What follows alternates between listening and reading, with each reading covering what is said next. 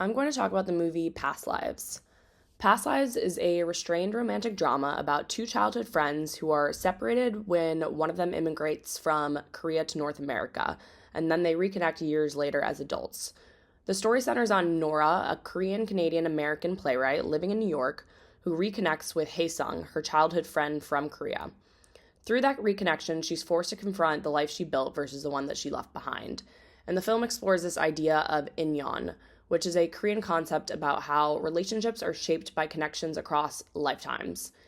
It becomes a way to frame their relationship in the idea that even if they don't end up together now, their connection transcends through different lifetimes, past, present, and future. Nora is the clear protagonist, and what she wants isn't entirely straightforward. It's more emotional than goal driven.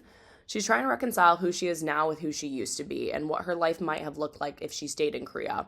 So the obstacle is both external and internal.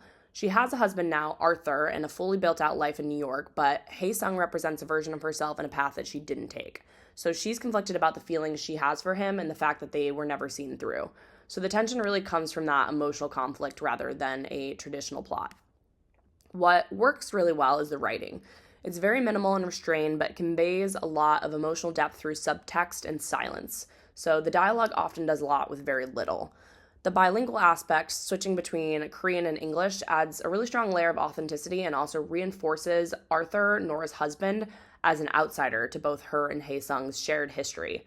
Structurally, it's very clean with three distinct sections: their childhood together, their 20s reconnecting online, and then their reunion in person in their 30s, which effectively tracks time and distance.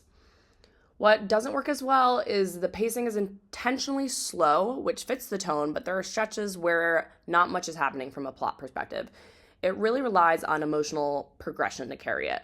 Because of that, it may feel uneventful to some audiences. The ending is also very understated, which aligns with the general theme, but after such a slow build, it can feel a bit underwhelming depending on your expectations. In terms of audience, this feels very much like an indie or A24 type film. It's best suited for art house audiences and people drawn to slower, character driven, more intimate love stories.